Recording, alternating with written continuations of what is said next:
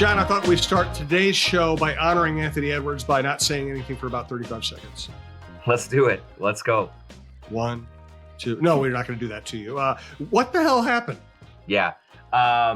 So Ant has a pregame routine that he does where he gets a lot of warm-ups in sort of the back hallways before he comes out for the game. And what a lot of people haven't really noticed, but is the case, he does not often participate in the pregame introductions. He's out, he's getting warmed up, he's getting his body loose, doing whatever he does, and then he comes out for the start of the game. This time around, he was so late doing it that he did not get out in time for the tip-off, and they had to put Nickeil Alexander-Walker out there. What Ant told us after the game was that he did lose track of time. Now, he didn't say exactly why he lost track of time, but if we want to connect dots, Anthony Edwards' girlfriend had a baby Friday night. He had to leave at halftime of the game on Friday to go to the hospital. He has been at the hospital with the girl as his daughter is, comes into the world. And is getting cared for and everything. I think everything is okay on that front, but it's a newborn. I don't think his head is totally in things right now. And I think that could have contributed to him not being focused and not being locked in and being like, oh crap, I got to get out there. I'm running behind. And so just given this life-changing event that happened, I think that factored in some way, somehow, to him not being out on the court. And what all he wanted to say for us at the time, he didn't want to share exact details. He just said, I lost track of time. He clearly has to be more focused. It was a huge mistake. And then he did not play all that well in the game against Portland. And so, I just think his head is swimming right now, and he's got to kind of find a way to lock in and refocus again. But it was not a good look. But when you factor in everything that's been going on in his life the last couple of days, I think that is going to lead you in the path of what the heck happened there in that moment. Right. Yeah. We were talking to him, must have been Sunday night after the game. And he basically said, hey, I'm tired. or maybe it was the previous Wednesday. I can't remember. One of the last games I covered. Yep, it was Sunday. Yep. And he was like, I'm really tired. And, and you get it. Mm-hmm. It's just missing the opening tip is a little strange. It wasn't a good look like that. And he was, the first half especially, he was just not there in the game. And like you have to be able to try and compartmentalize as best you can. And I just don't think he did a very good job with that. And maybe getting a couple of days off here now after a long stretch of games, and will help him just kind of get his feet underneath him and go forward here. But his head was not anywhere near target center on Monday night for most of the game, and certainly in the pregame, and that was not good.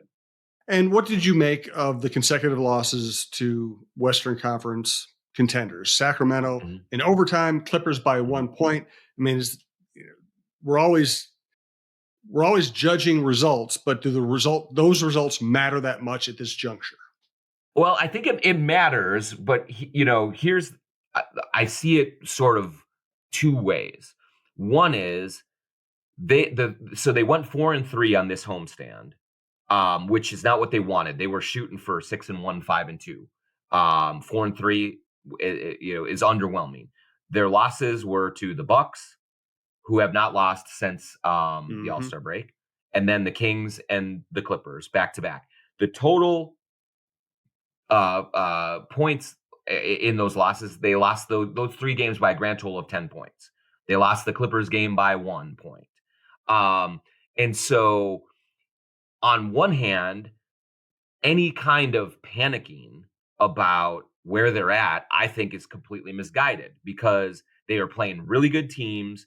They are right in these games. They are literally like 6 buckets away from a 12-game winning streak right now. So they are not getting blown out, and they're just coming up a little bit short against really good teams. There's nothing illegal against that, about that. In a long season, you're going to have a little bit of some stretches here and there that that you look at and say, you're not playing your best basketball. Like, what's going on here? And so that's the reality of their situation. So I do not think that there needs to be panic, that there needs to be, these guys are frauds, they're going out in the first round of the playoffs, any of that. That's completely unhinged to me. That said, on the other side of the equation, it is clear that they have some real improvement that needs to be done with their fourth quarter offense in close games. When they are playing teams and winning by double digits, they're very good and they look really impressive. But when they are in tight games against good opponents, they sometimes have a very difficult time getting good shots, getting good offensive flow, and stringing together good possessions without turnovers. And when you think forward to the playoffs, a lot of the games are close. They come down to the wire. Are they going to be able to execute at a high level to win games that you're going to need to advance in the playoffs? That is a concern at this point. And the Wolves have 20 games left in this regular season now, and all of their efforts have to be built toward improving their late game offense, or they are going to be vulnerable in the first round, in the second round, and any of the rounds against quality teams. So I am concerned about their late game offense, but I am also not going to look at 3 losses by a tiny margin to 3 very good teams and say there's no way that they're going to be able to fix it, or they're for sure one and done in the first round type of a team. What would improve the fourth quarter offense?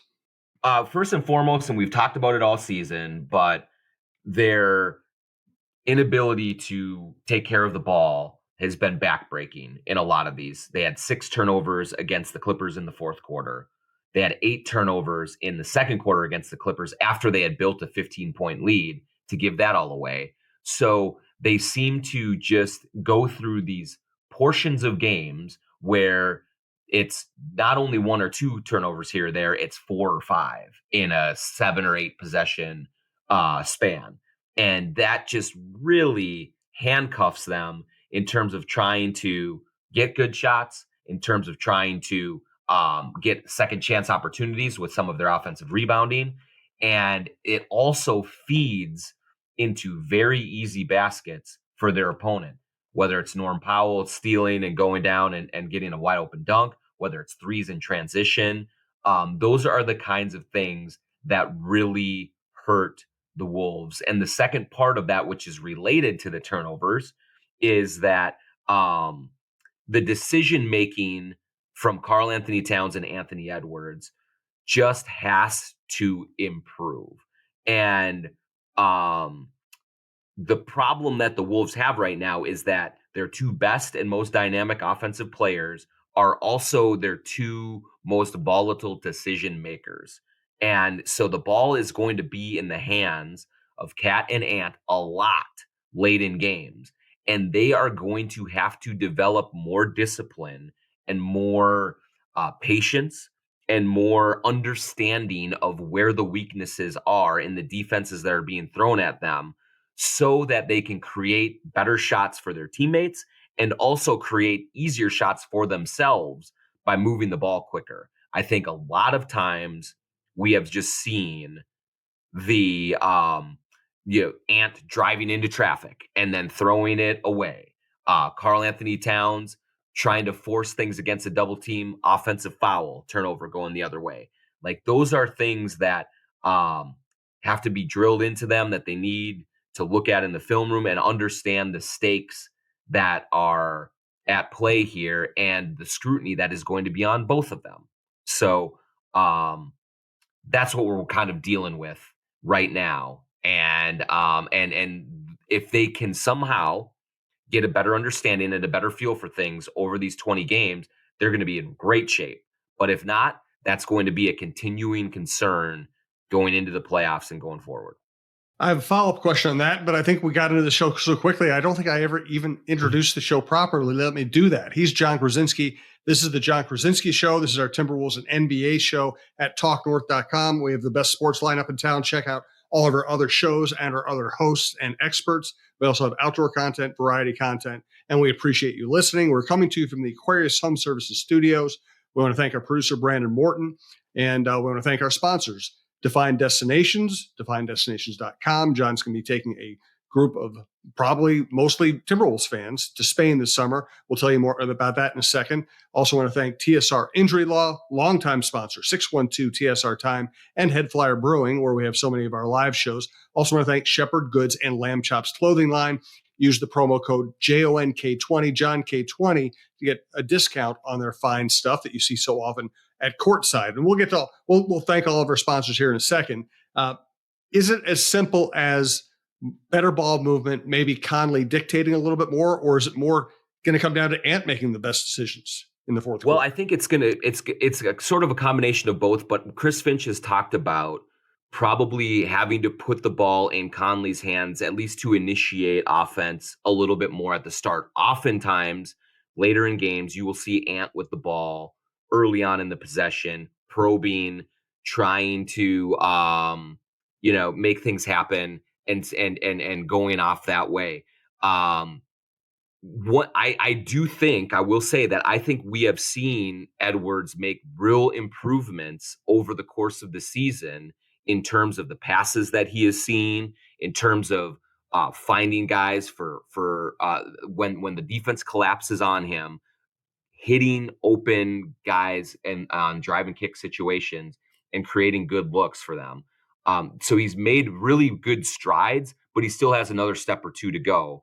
And so in some respects, you just have to keep putting him in those situations and letting him learn each time from them. But also, I do think that what Finch wants is Mike Conley being the quarterback a little bit more and seeing if you can get Anthony Edwards moving without the ball a little more and see if that kind of creates a different kind of energy to their late game offense that can get it going a little bit more. It's hard to deviate from a player as dynamic and as difficult to guard as Anthony Edwards is at the start of possessions late in those games. But I do think that putting the ball in Conley's hands to start it can get them going in the right direction a little bit more and sooner in the clock. And so I think that Finch will look hard at that and probably increase the usage that Conley has in those situations as we go down the stretch here. Tell us about the Defined Destinations trip. Cannot wait for this trip. End of August 22nd through 29th, we are going to Madrid and Barcelona, two of the most exotic cities in the world. And we're going to do it with definedestinations.com. Go to definedestinations.com, search for A Taste of Spain with Jon Krawczynski, and you will see the unbelievable setup that we're going to have in Spain at the end of August. We are going to have 4-star hotels in the hearts of Madrid and Barcelona. We are going to have tours of sangria, food, art museums, famous landmarks, anything you could want to catch in 3 days in Madrid, 3 days in Barcelona. But also, one thing that was really important to me is we're going to have some really group activities. We're going to have some great meals at the start and at the end of the trip together. But we're also going to have some free time to go and explore on our own. If there are certain things that you want to see, that you want to do that aren't on any itinerary, that's great. Do what you want to do with it. But also know that we are going to have this trip set up with the guidance and the people to make sure that we absolutely maximize it. It's going to be my first time in Spain. I cannot wait to be out over there together with you all. Again, go to definedestinations.com, A Taste of Spain with Jon Krawczynski. Sign up by the end of May, and so we can get everything locked in and going. And it's going to be a trip that will be absolutely unforgettable. I hope that you all can join me. Thanks also to our longest running sponsor, TSR Injury Law. Saw Steve Terry wearing flannel at courtside on Monday night. We need to catch up with Steve here soon. They've been great to us. They'll be great for you if you ever need their particular kind of help. We don't want you to need an injury lawyer, but if you need an injury lawyer, you're going to need a really good one, someone who's ethical. And the great thing about TSR Injury Law is they will not charge you unless they win your case, and they win a lot of cases. So just remember 612 TSR time, 612 TSR time. All right. How are you feeling about the Western Conference at this moment? It feels like the Nuggets have kind of said, okay, we relaxed for some of the season. We treaded water, and now we're making a move. Clippers have been the best team in the West since the beginning of December. Oklahoma City's hanging right in there and still a very impressive team. And then you got 6 other teams that all have something to speak for, to speak for them, either star power or a good roster. Where do you see the Western Conference power rankings standing at the moment? Yeah, it's just incredible right now, Jim. When you look up and down the West through at least the top 10 teams, because you have essentially 2 tiers right now. You have the top 4, which have separated themselves a little bit from the pack: the Wolves, the Thunder, the Nuggets, the Clippers. Then you have 5 through 10 who are all sort of kind of hanging right in together, that are competing for those spots. And it's the Pelicans, the Suns, the Kings, the Mavericks, the Lakers, and the Warriors. And maybe the scariest part of this is that the Lakers and the Warriors, if the season ended today and there were no play-in tournament, would not make the playoffs. But they're going to be likely in that play-in tournament. And you might have LeBron James and Steph Curry in the play-in tournament, and for the 7 and 8 seeds, and then they might advance out and be the 7th and the 8th seeds when come playoff time. And so if you're the Wolves and one of the top 2 seeds, you're going to have to maybe conquer a giant to just get into the second round. And at the top, it is airtight. I mean, you lose one game and you fall from 1 almost close to 3, or you might get the benefit of another team losing, and you're right back on top, which is what happened to the Wolves these last couple of days. And so it's going to be nail biting all the way down the stretch. The Wolves have 3 games left against Denver. They have a couple games against the Lakers. They have another road game against the Clippers. So there's still a lot of head-to-head matchups that are coming up too, that are just going to make it really have sort of a playoff environment, even before we get to the playoffs. No doubt about it. And as you said, 3 games left for the Nuggets. Yes, bad timing. The Wolves might have had a better shot earlier in the season before the Nuggets got it rolling. But man, that's going to be highly entertaining, especially the way these teams went at it in the playoffs last year. Yeah, and not only 3 games, Jim, but 2 of them on the road. Yep. And 2 of the games are the second nights of back-to-backs for the Wolves. So the Wolves had a benefit early on within the first 2 months of the season in terms of they played very few back-to-backs. They often had their opponents on the second nights of back-to-back. So they had rest advantages all over the place. Now they are in an absolute grind of a schedule. They had 3 back-to-backs on this 7-game homestand.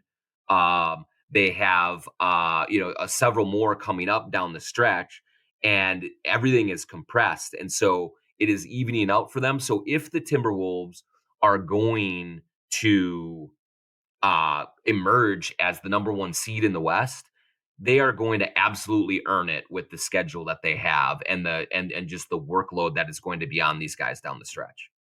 I want to talk about what's going on with the sale of the team. We want to get some in-depth insights from Jon on that. Right now, though, tell us about Shepherd Goods and Lamb Chop's clothing line. Yeah, Lamb Chop's clothing. You guys have seen Jordan Dye and Craig McCall sitting courtside at Timberwolves games. They are huge Wolves fans. They had a collaboration with some Wolves gear earlier this season. So they support the Timberwolves. They support the Jon Krawczynski show now as well. And so the best thing that you all can do as Timberwolves fans and as fans of this podcast is to support them and go to lambchops.com to see the sweatpants, the merchandise, the shorts, the t-shirts, the hoodies, everything that they make. It is super high quality. It is unbelievably comfortable clothing and really stylish. And so they have my favorite shorts that I have. I have 2 pairs of Lamb Chop shorts that I wear all the time in the summer. They are so comfortable. They are so high quality. I have some of their hoodies. I have some of their t-shirts. You can just feel the quality of it. Now, if you go to sglambchops.com, use the promo code JONK20, JONK20 for 20% off anything at the online there. And so go there, check it out. At the end of this show, we will also have a Twitter question to give away a free Lamb Chops beanie. But we really thank them for supporting us, and we hope that you support them. Again, sglambchops.com, the promo code JONK20 for 20% off all of their great clothing at SG Lamb Chops. And what's going on with Head Flyer Brewing these days? Super exciting right now at Head Flyer Brewing, because by the end of this week, we're recording this on Tuesday, March 5th. At the end of this week, they are going to bring Crunch Time beer back on tap. And it's going to be also at local liquor stores. So they are canning our collaboration, the Jon Krawczynski Show collaboration with Head Flyer Brewing. It's a citrus wheat ale. We debuted it last spring, and now it's coming back again for this spring for March Madness, for the Timberwolves playoff run.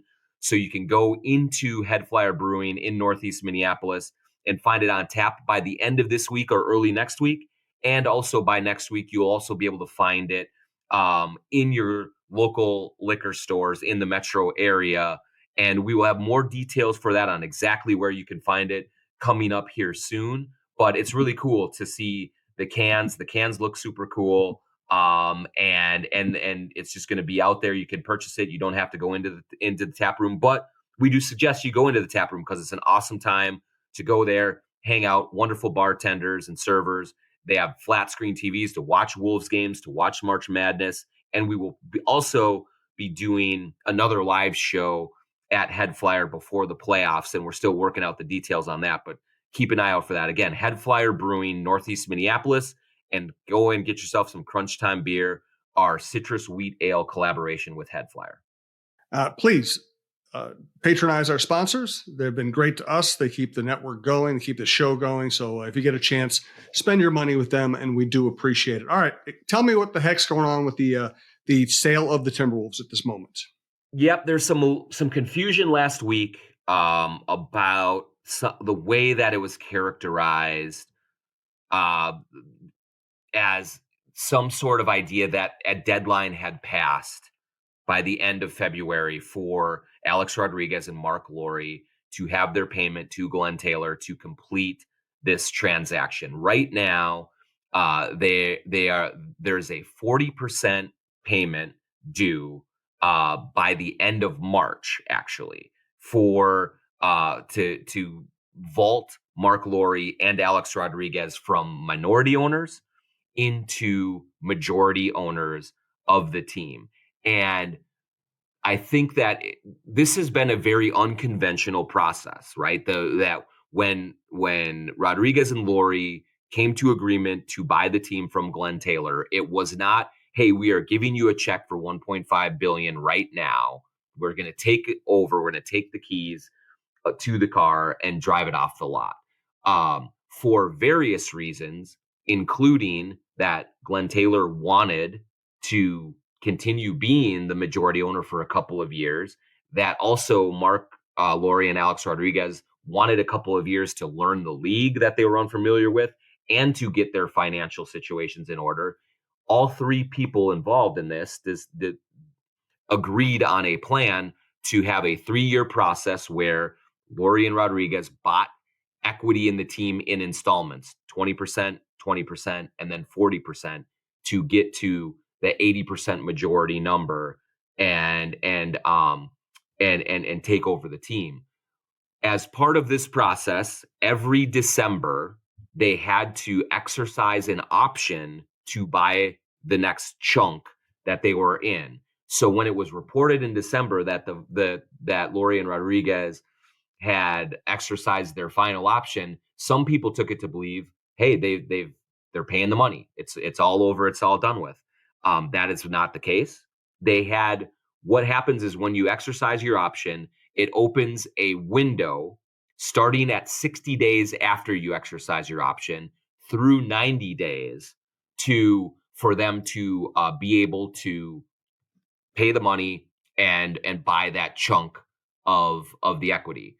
And so the 60-day mark was at the end of February 29th or 28th, I believe.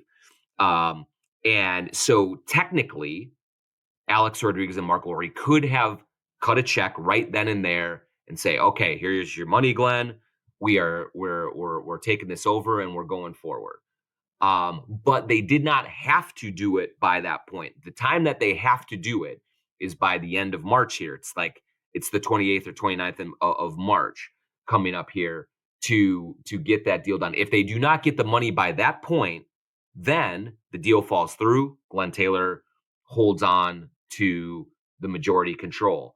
But everyone that I've talked to in the Alex Rodriguez, Mark Lowry camp is 100% supremely confident that they have the money, that it's going to be ready to go by that moment, and that this thing will go forward. We'll see how that all plays out. There's always a chance that it doesn't work, but they are steadfast that is going to happen at the end of March.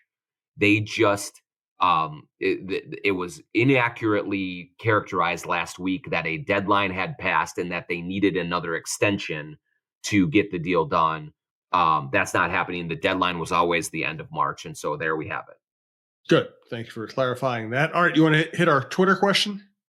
Yeah, let's do it here. So there's a lot of questions both about the ownership situation and about kind of Anthony Edwards and about the offense that we've already gotten to. So I'm going to look at one other one here. Where is it? Here. Yeah, this one from Sam Kamen. He says, what are the odds of a wholesale rebrand coinciding with the new majority ownership this offseason? Does the timing make sense based on the age of the current base uniform set? I will say that I believe, and I'll check on this to be sure, but I believe that they have to do one more year with the current uniform setup before they change out.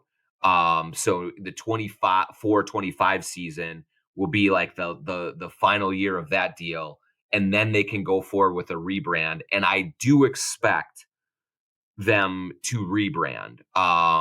I think that you have a new ownership that comes in that wants to put its own sort of fingerprints on the organization, literally and figuratively. I think that the current main uniforms that they have underwhelmed in terms of fan appreciation for them. That's one of the reasons that the classic uniforms right now are just absolutely on fire from a sales standpoint. They can't keep them in the stores, is because fans have a little nostalgia, of course, but they just love the look of them. And I don't think that, they're too enamored with the look of the new uniforms. And so I would expect that as soon as they can do it, that Alex Rodriguez and Mark Lowry, again, provided that all of this goes through with their ownership transfer, will undergo a pretty sweeping rebrand, at least with the uniform look and how it's going to be going forward. It's going to be, these guys are kind of more in the bold camp. I think that they want to be a little bit more innovative and things like that. And so I would expect that to happen as soon as humanly possible. I don't think it's this summer. I think it's next year, but I'll check on that to be sure. Very good. Well, and John will continue to keep us updated on things like that and the sale as we go forward here. Thanks for listening. Hey, we appreciate it. Good stuff from John as always. I'm out of the country next week. John will bring somebody interesting on, as he always does, to fill in. And we appreciate you listening to TalkNorth.com. Again, remember, subscribe to your favorite podcast app. It's free. It's the easiest way to listen. And thanks to all of our sponsors: Aquarius Home Services, Define Destination, TSR Injury Law, Head Flyer Brewing, and Shepherd Goods and Lamb Chops clothing line. And we'll talk to you next week.